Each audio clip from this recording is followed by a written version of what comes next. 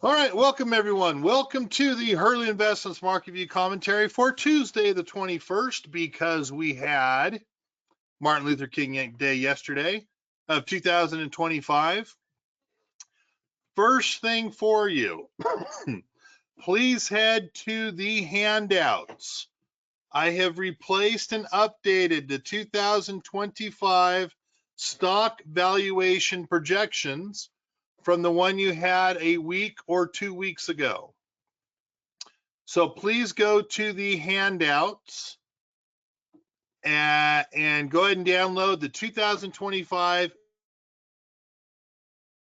stock valuation projections Excel spreadsheet. They're all updated. It's updated above and beyond, has a couple new ones in from what you had 2 weeks ago. This is the new one for you to be able to use. What else do I have for you? With that said, short week, but what else do I have for you guys? Another thing of business. And for the life of me, I can't remember, so I will take care of that one later. All right, this one's going to be a little bit shorter. We're probably only 30, 35 minutes today. This is going to be in regards to our process one more time. I've got a handful of emails, 5 or 6. So I've got a little something for you guys to help you understand. Our process, and I'm sorry, this is going to review Keeves, I think January 6th. This is just going to review what he went over there a little bit more with a little more different questions. Our process is to make up anything on the way down to hopefully buy more shares.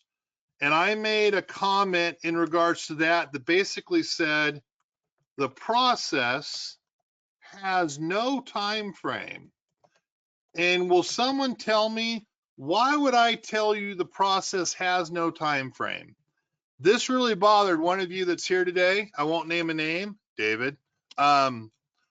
So this comment bothered someone, and it also Keith came and made a comment from someone else and made a comment to him. So someone tell me why the process has no time frame. Couple great questions here. Because it takes a lot of time sometimes to recover. I should know, definitely so. If you've been in Disney, Ford, Boeing, takes a long time to recover. Baidu's in a trough right now. You don't have a crystal ball. You don't have a crystal ball, do you? Have to react to the market. So the short answer is both of those combined are correct. The stocks run through their cycles as they happen. I can't make a stock come back. If the stock is not liked by the market, there's nothing we can do about it. The stocks run their cycles based on news events and earnings and economies of scale. In fact, here's another question for you guys. Excuse me. What is the single most contributing factor to any and all? Geez, that didn't help me out very much. Give me a second.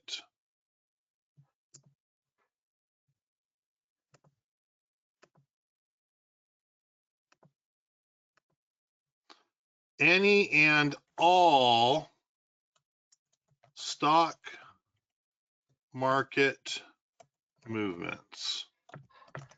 There's actually one key that is vital and the tell to every single stock market movement. So actually a couple interesting comments here. This goes back to the stocks and their time frame, and this you're ready to exit a trade before initially expected, then your time frame, then you can define your time frame. Otherwise, you don't have a problem to stay as long as you have faith. Then there's no specific time frame.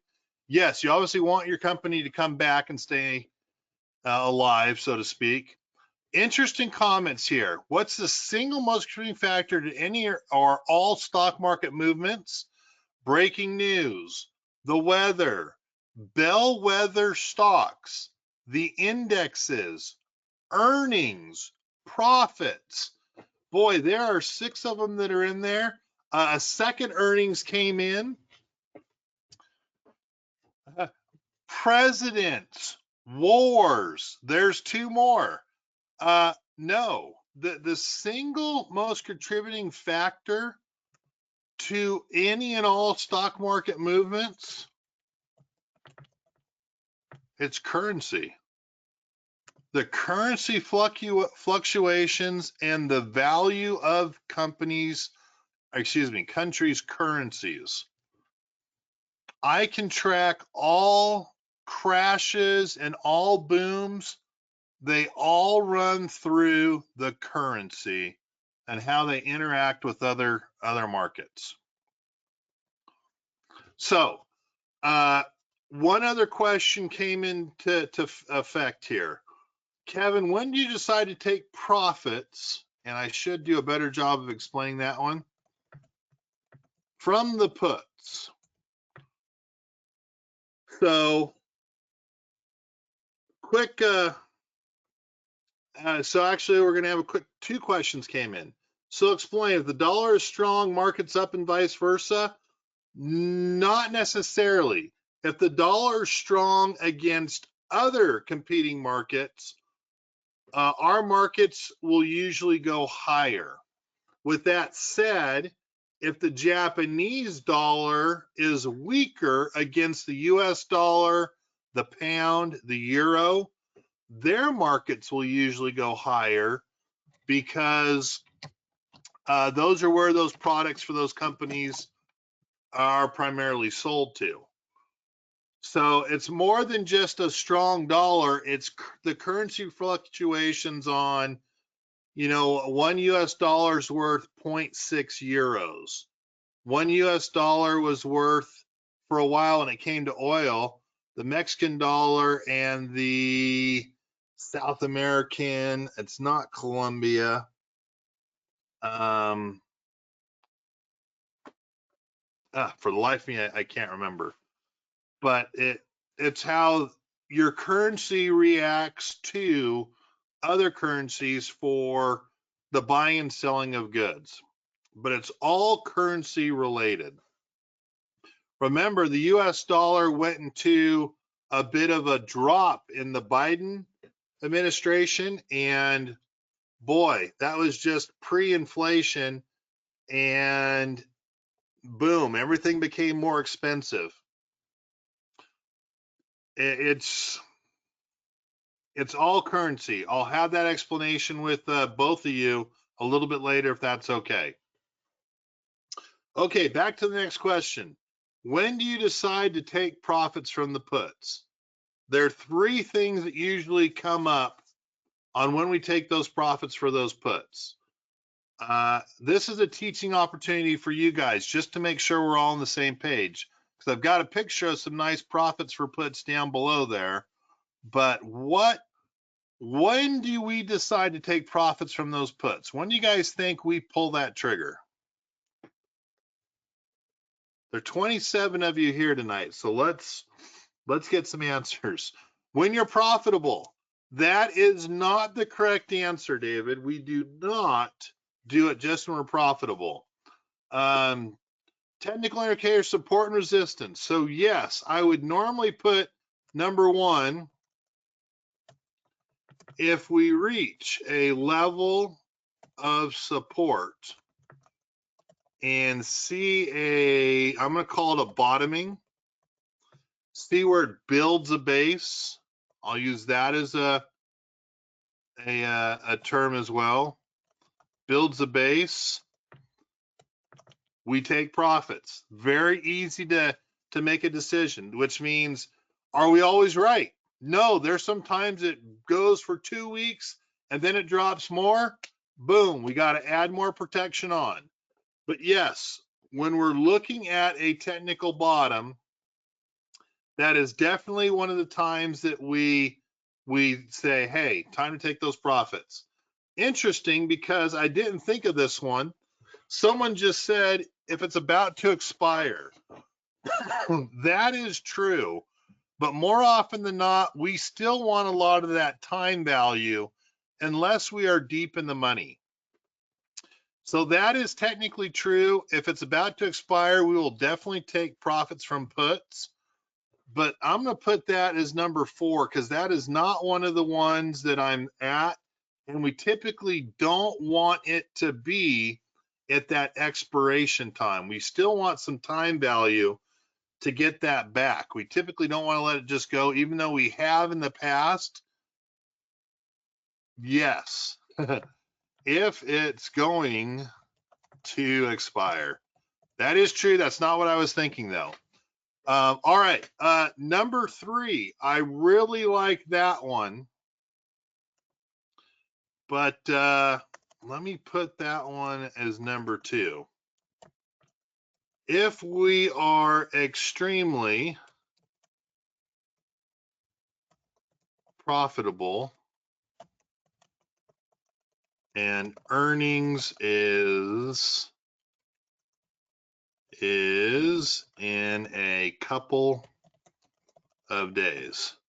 So if we put it on 3 or 4 weeks because of technical indicators, it's going down, we got this huge profit. We don't want to run very profitable puts through an earnings. You can't make anything on the way back up. If we have, I'm going to use the one down below here. If we have a $43,000 profit, we gain $20,000 today in a $22,000 down day. Perfectly, we're making up 90%, right? That same 90% after an earnings event or volatility crush, if the stock will make what it lost today, if it makes $10.34, we're not making anything. We lose every penny of that upward movement. So number 2, if we're extremely profitable, we need to book that profit before that earnings event. Because if it goes up, we're toast. We lose that opportunity to make anything on the way back up. So number 2, if earnings is a couple days, we roll that down, we book that profit, we add those shares, and off we go to the next run to the upside, right? Okay, number 3, let's see. We think stocks alone. 2 has more about losing than profiting when it's most really happened. That's correct. When you get 100 shares, so that's interesting as well. It's not always when you get 100 shares, but it's when there are times we'll only get 50, 60, 70 shares. So we'll hold on to that money. And the second time that we make money on the way down, then we'll add on those shares like we would for Apple. For those that have 3 or 4 or 500 shares of Apple, we haven't made, it's been about 3 earnings events since we made good money on puts on the way down. So yes, that's where we can book some profit. The last one's a little tricky, so it's okay. I'm just going to give it to you. The last time is we're going to book it if we have an important economic report / event. we've been booking profits just before the last 6 FOMC meetings. We've been booking profits. Boom, the market goes up 3 to 7 or 8 days on the good news that we have a rate cut. Then it falls back down. We get those puts back on those certain stocks. So if we have an important economic event or report, primarily, I could almost say FOMC rate cuts. That's what we've had recently. We've been booking those profits before that important economic event has come into place. Apple got a downgrade. Those little sneaky SOBs downgraded Apple on Monday when the market was closed. Thank goodness we already had puts in place. Again, I try to show people all the time, we're ready to book our profits. On 3,000 shares, you were down $22,020. We made up $20,325. You do your math, we're at like 90.5% on the way down for puts. I believe it was last week. Oh, Apple normally has a crappy first quarter earnings. Yes, Apple normally has a crappy first quarter earnings. My comment was, hey, Apple might make it down all the way to $200. Kevin, how did you know? How did you know that it was going to be downgraded? I didn't know squat. It just got downgraded.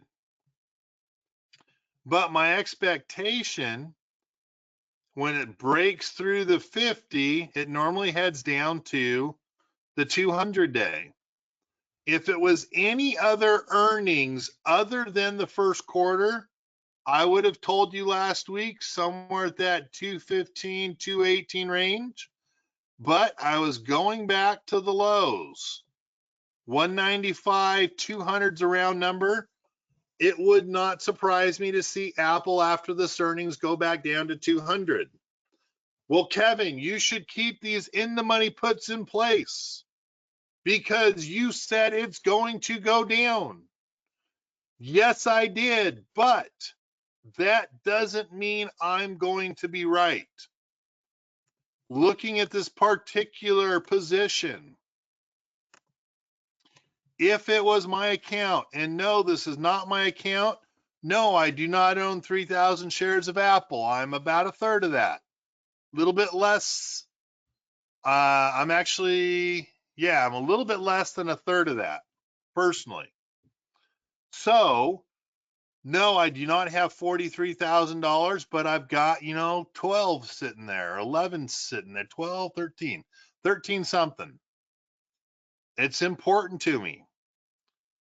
We're going to book that. We're going to reset puts. We're going to add shares because I could be wrong. I have not been wrong as of yet. I'm calling it right. But I'm not going to risk, in all essence, I'm not going to risk over $1 million of profits on puts. That's not what I do. No one's hired me to gamble with their money. My job is to make up something on the way down. Could I might make more if it goes down to 200 and we had kept those puts in place? Yes, I could have. But I can't risk that amount of money. I can't risk losing it, having it bounce up on good earnings. I've been right to this point, but my job is not to be right 100% of the time. I won't be. My job is to make something on the way down and convert that into more shares so that when it bounces back, you've got an ability to make money quicker, faster, and kill it. That is my job.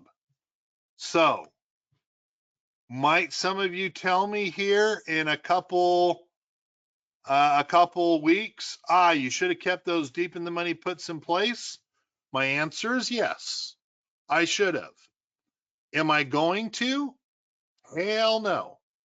We're booking that money. We're adding shares. I mean, for golf, $43,000 right now, a profit, right? 43,000 divided by, we're going to say 220 for round numbers. That's 195 more shares of stock for this individual. Kevin, the current value is $664,400. Yes. Could I take every penny? Yes, I could. But we've got 200 shares of stock to add here. I need to add that 200 shares of stock, and then I'll just add more protection in case I continue to be right on the way down. All right. Any questions on that? While we're here, any questions on that? And yes, those of you that are in Disney or Baidu are waiting. You've gone through years of waiting. Netflix had really good earnings because of their movies. I'm expecting Disney to do the same. Disney will have really good earnings because of their movies.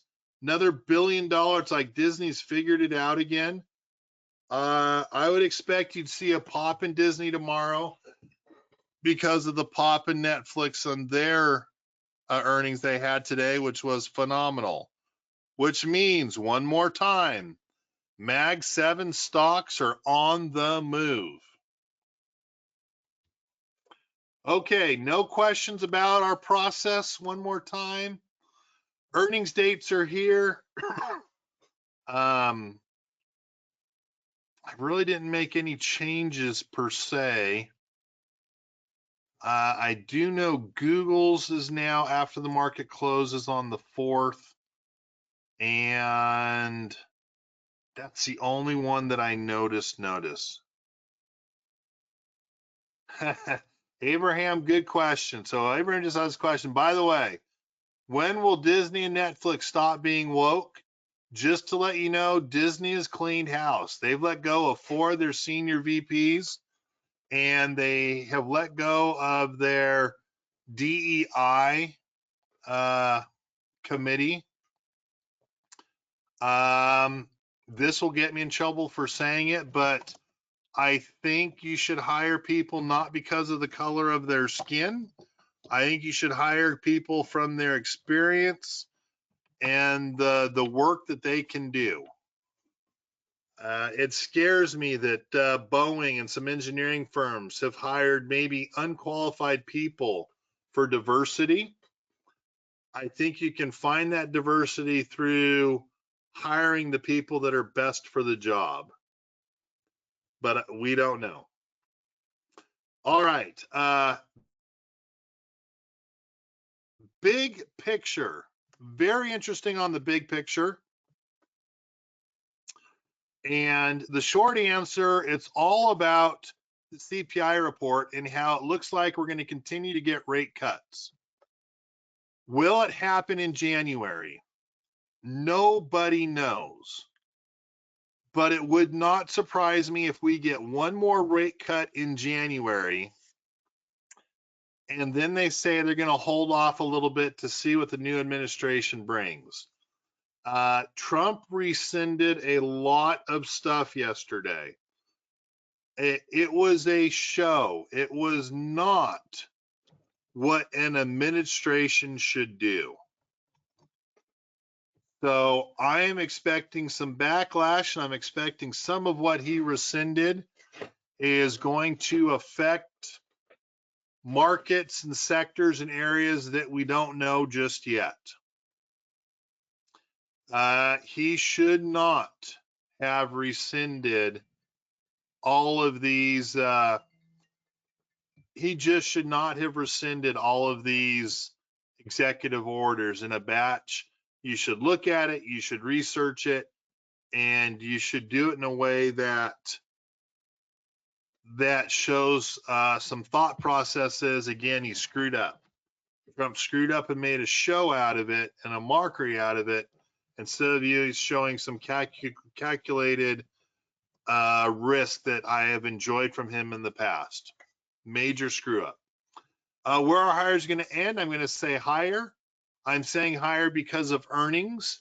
I was very tentative in saying higher last week, and it was really close. I mean, we eked out a profit, but it was really, really close.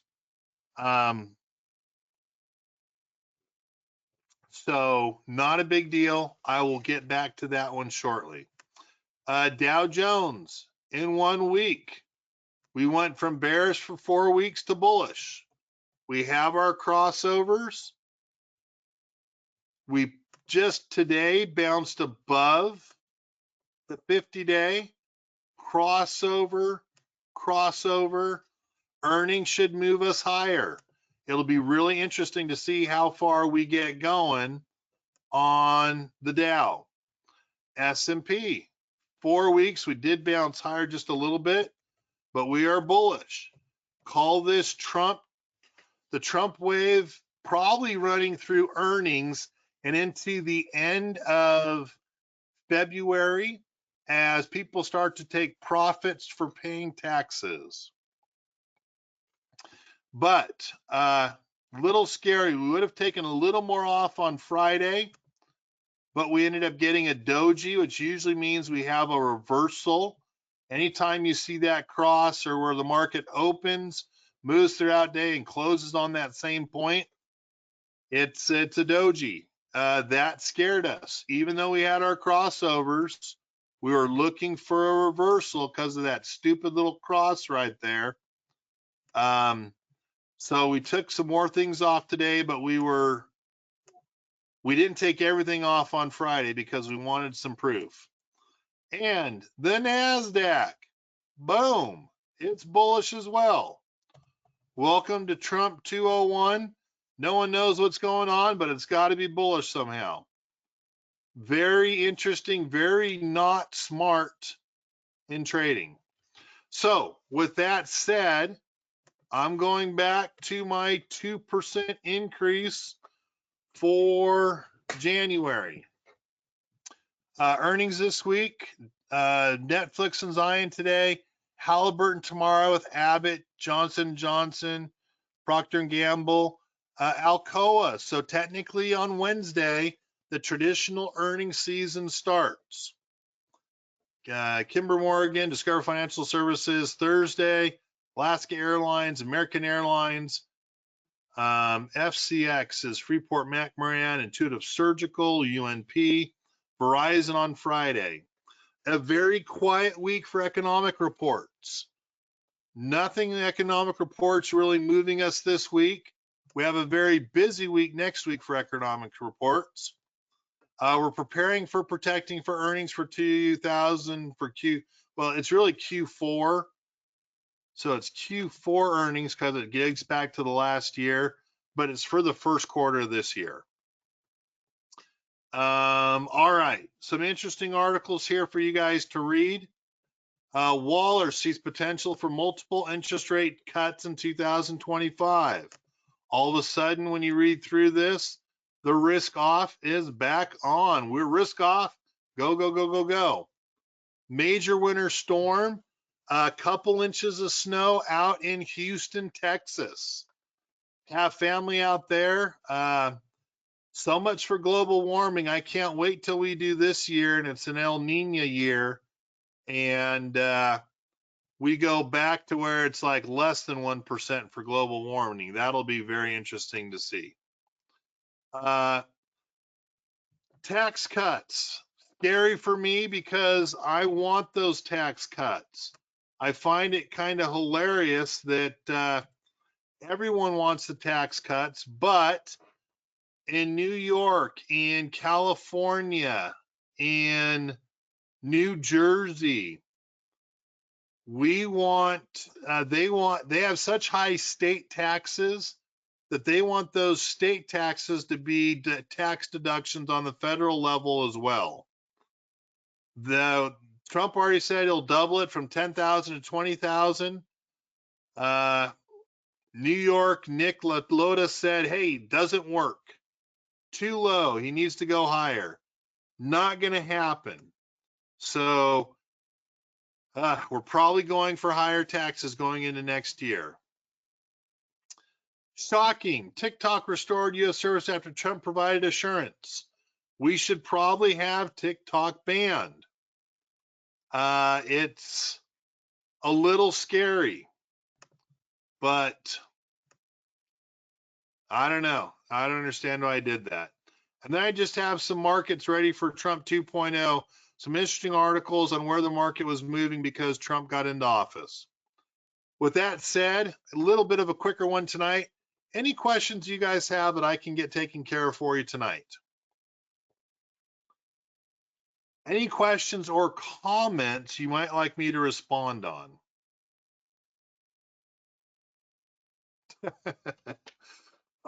David, you're killing me. So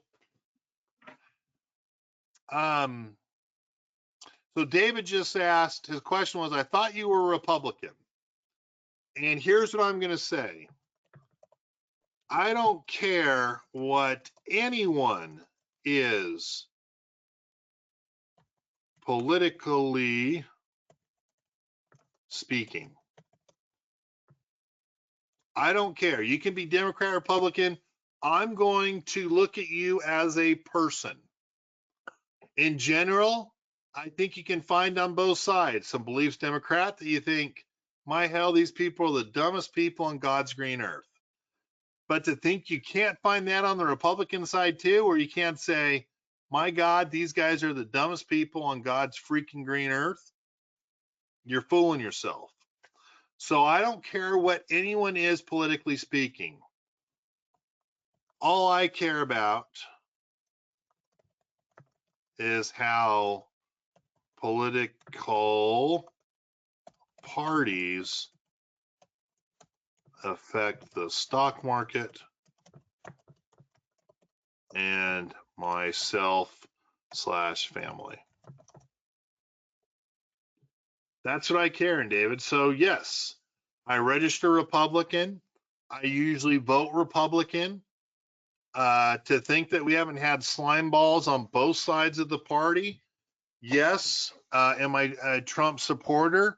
Yes, I am. I like someone that can't be bought. I kind of giggle because I do have a family member that's like, well, you know, he's going to fire half of his cabinet. Love it. I hope the hell he fires some people like JFK Jr.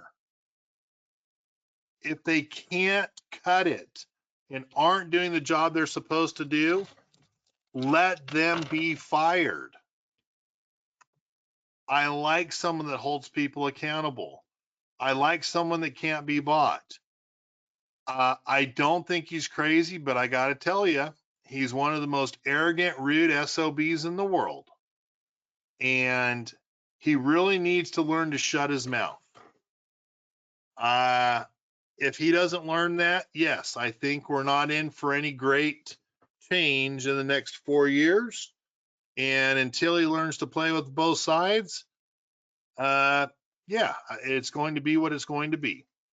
So does that answer your question? And I've tried, in fact, you guys can judge me on that.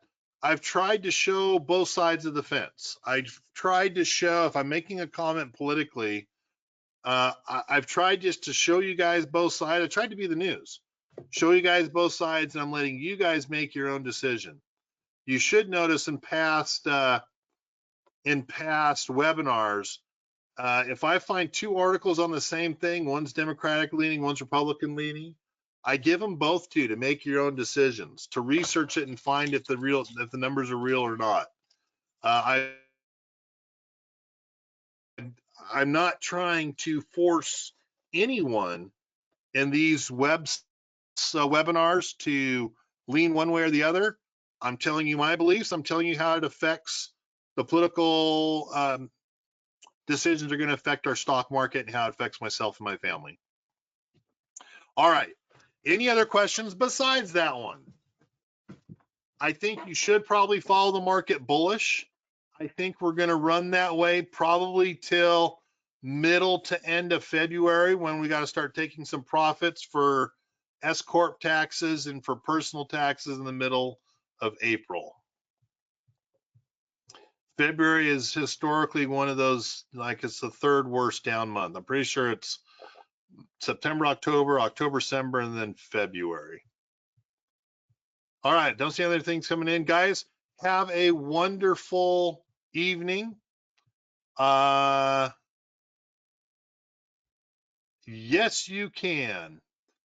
Appreciate you guys. Have a wonderful evening. And Stuart, give me a quick call. Talk to you later. Bye-bye.